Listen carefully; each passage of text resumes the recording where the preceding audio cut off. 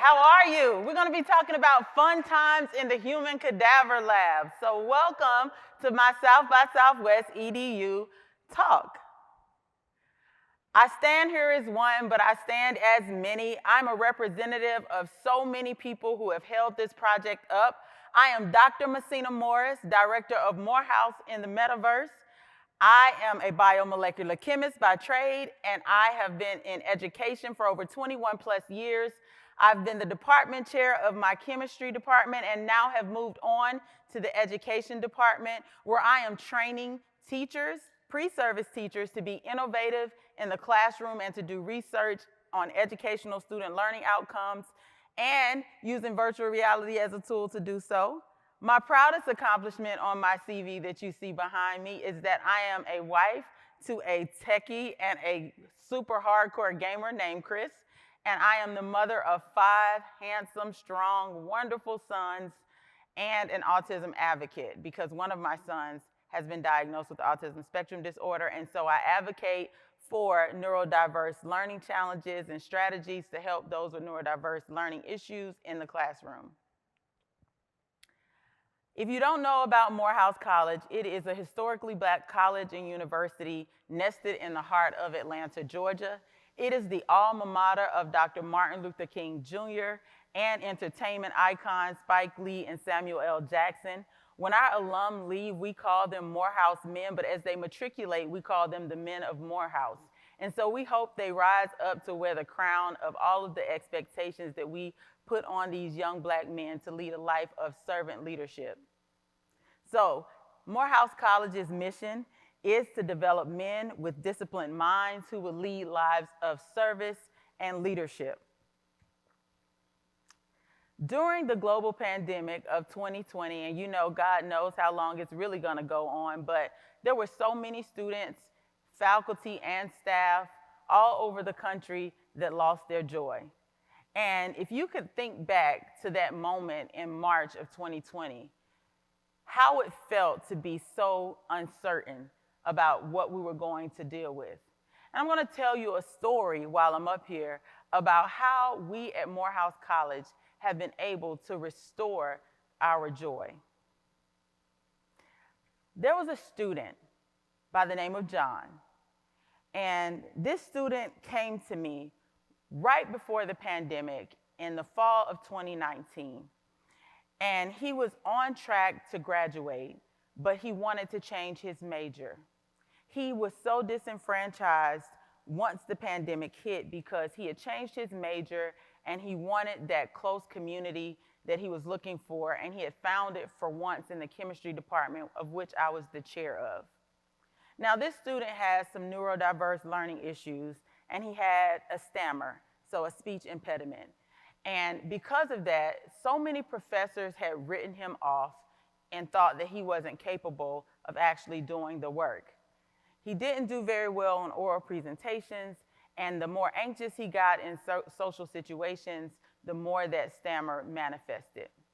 So I took him under my wing, and he just so happened to be in the inaugural class in which I taught virtual reality in.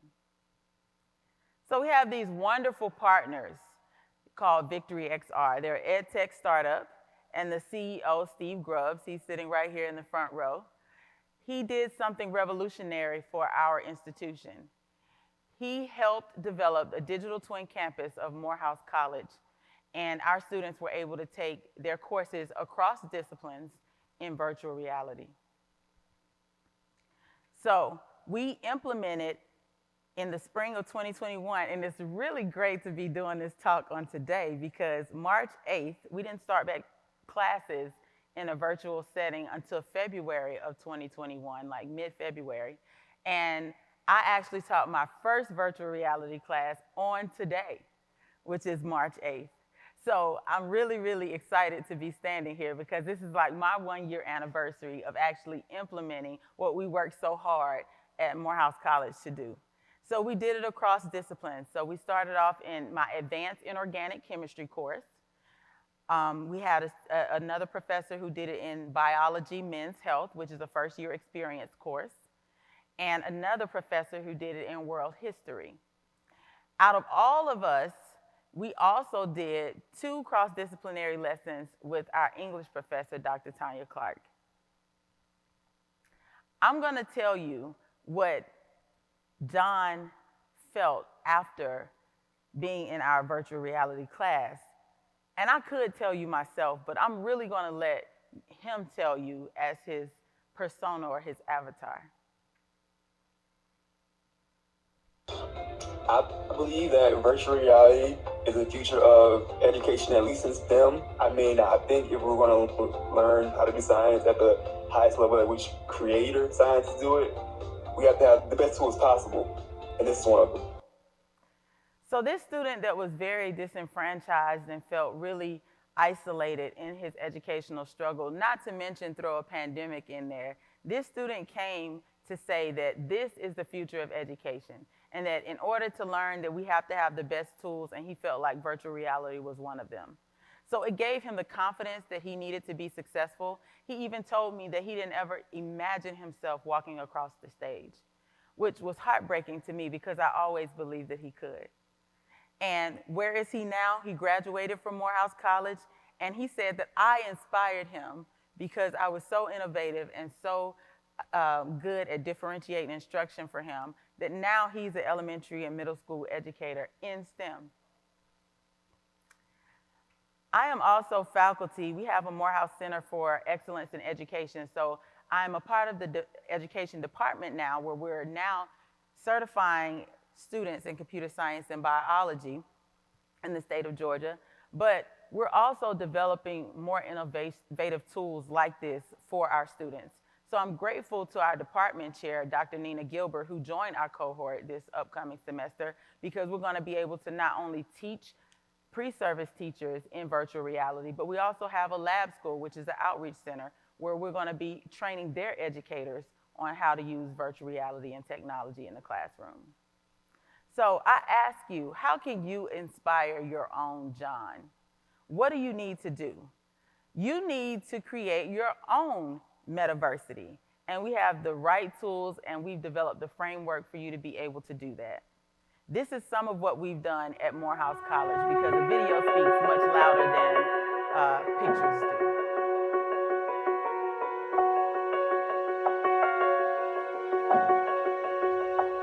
So we took education to a whole new level. Our students take field trips through human bodies. They go back in time. We were able to do cross-disciplinary lessons. And if you stick with me, you can have your own digital twin campus, because really the future of teaching and learning is here now. Those are my Morehouse and the Metaverse scholars, and we're transforming higher education. It's really important for me to share this with you, because we made virtual reality the classroom. We have very visionary partners, and the movement of education in this space is growing. We can't have Johns that were the John before we implemented this. We have to have the John afterwards. So how do you restore joy on your campus? One, remain creative about the pedagogical approaches to the material. That means that you can utilize your students as creators. You need to create a climate that they experience on campus. It was really important as a HBCU for us to develop culturally responsive spaces, spaces that were similar to what they experienced. And Victory XR did a great job in helping us do that. Collaboration. Collaboration is so important. That's a 21st century skill that we want all of our students to employ, and it's important also within the profession. So doing cross-disciplinary projects had a major impact on our students. And more than ever, while you're working in teams, just lean in, and contact me, because I have the framework. I'm willing to help you. I am the blueprint. I've done all of the hard work and gotten and overcome so many obstacles in working in this project, and I'll help you succeed. We saw some great outcomes from our students as well. So student achievement increased when they were using virtual reality. So in the world history classroom, on average, you'll see that the online and the traditional classroom, which is here in blue and in red, on average, everything was the same. But when we added virtual reality online, we saw increased achievement for students. Virtual reality was effective equally for our students in teaching chemistry. 67% of our students said that it was awesome experience overall. And only 33% said it was good, but no one said it was terrible or that it was just okay, which is good. Over 90% or approximately 90% of our students said that every VR lesson that they had in chemistry was effective. They were engaged during our VR sessions. They weren't distracted at all, but students, this is student comments saying that it was fun and interactive and that they liked making 3D molecules in space because you can't see molecules. So if you could see them now and actually create them in 3 dimensions, then it's more useful. But what most was helpful was students said that the recorded videos, I created a YouTube channel and we streamed videos in there too, and that it was the interactive nature of this course, and that's what virtual reality in the classroom can do. In our men's health course, VR was shown to be extremely effective in facilitating learning. So this blue part says extremely effective. The gold part is just very effective. But if you look at all of the rest, which is just the traditional classroom, whether it's online learning, it was effective, right? Very effective. But not so many people thought it was extremely effective, not in the way that they saw with virtual reality. And so this is not just a virtual experience either. This is also an experience that happened in person, face-to-face. So we moved back, and we're all residential program anyway, but we are using it in multimedia and storytelling. Our professor, Mickey Harris, is using it with her students, and they're shaping different experiences. We have our microbiology lab that was taught in person, and then they would emulate what they discovered inside of the headset or whatever technique that they needed to learn. So we have been doing it also inside of the classroom. And these are pictures of how we have fun with human cadavers. So cadavers is all about death and gloom just a little bit, but you need that so that you can understand anatomical structures, and students need the visual picture. Well, Victory XR has created this human cadaver lab, and I can show you pictures after pictures of all the wonderful, fascinating things, but like I said, videos speak louder than words, so take a look for yourself.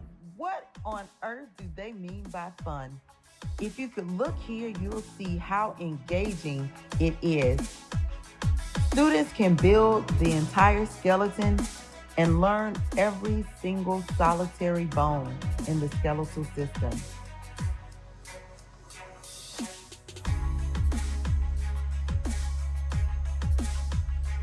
Not only can instructors use a camera that shows up on the screen in real time, but students can lift up organ systems out of these human cadavers and explore the actual anatomy. Have you ever been inside of a human heart? We're bringing fun back to education. So how do you get your joy back? I say that you employ virtual reality technology in the classroom because that is the wave of the future. That is what our students need right now. They need this immersive technology right now. They need to be immersed in the environment, free from distractions. Students can't cheat. I love that part because you can give them assessments and you can tell whether they're present or not. They can't talk because you could also hear them speak, but moreover, it gave us a sense of community. And not only are we building the academic side, but at Morehouse, we're also doing the social, emotional component. We're doing meditation Mondays in the metaverse.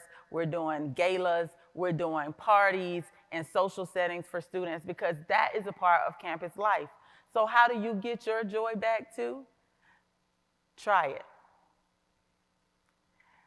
I thank you for your time, for your attention. These are the professors that I stand amongst that have been working in virtual reality with me over the course of the years. Now we have ignited a whole movement in our Atlanta University Center. So we have our AU Center librarian who wants to do it. They have some headsets. But moreover, we have 450 Oculus Quest 2 headsets at Morehouse College. And we've had students, up to 200 students already who've taken these courses. So this data you're seeing is unprecedented data we're the first one to make virtual reality the classroom and to take on training other educators and other colleagues in order to do that. We've laid the framework and we're happy to do it.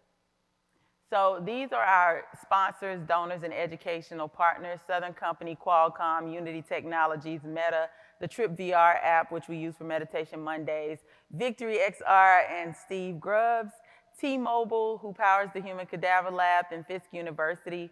Morehouse in the Metaverse video credit goes to HY Productions. And then all of the professors that I mentioned before, our president, David Thomas, and our provost, who have been great supporters.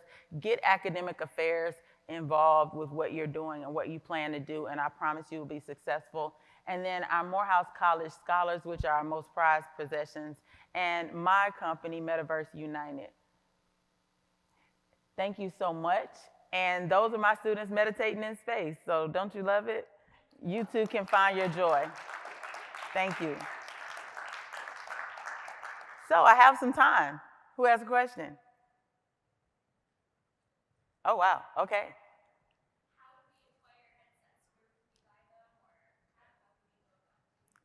So several different ways. I work in academia, and I leverage the power of our ability to write grants, right? So we write grants all the time for our research, and that's how we were able to afford our headsets. So we wrote grants and got a Southern Company grant at first, and then wrote a Unity Technology Social Impact grant. It just depends, because companies are willing to help you, and so is the NSF. They got a large pool of money now, and they're willing to help you be able to fund projects like this as well. Yes. How long are you spending time inside of the headset? I've seen some engineers say that they would prefer to spend less time just for, straining their brain and such. How long do you guys spend in there? No longer than 2 hours. So first of all, the headsets are going to die in 2 hours unless you're tethered to a power source. But we keep our classes to an hour or less. So our classes are really 50 minutes, but usually like we go the hour. I did mine in a lab setting. So sometimes we would start off a lesson in virtual reality, and then we will move to a different platform and then go back in. It just depends on how you want to do it, but we don't spend longer than 2 hours. Now, my students want to, but I just usually don't. We try to keep it at an hour. Yes, sir. How frequently are you incorporating these metaverse masters classes? Like every class session? Every class session. So we made VR the classroom. We were immersed in every classroom setting that we had. We used virtual reality for that. And it's been a success. Now, we still do have traditional sections. That's how we were able to measure the comparison between like what traditional online is like, or what face-to-face format, what kind of outcomes we have. But we still, when we use our virtual reality, teachers are trained to use it for every class session.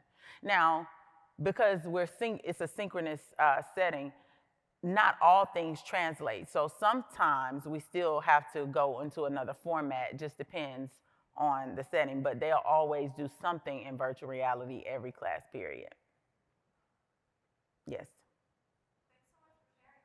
This is really inspiring and fascinating. It's the most fun I've had in education. I've been in education for 21 plus years, and literally I smile every time I go into a classroom now. You mentioned training teachers. Yes. How does that work? What does that look like? How long does it take for teachers to feel comfortable? We did it in 60 days.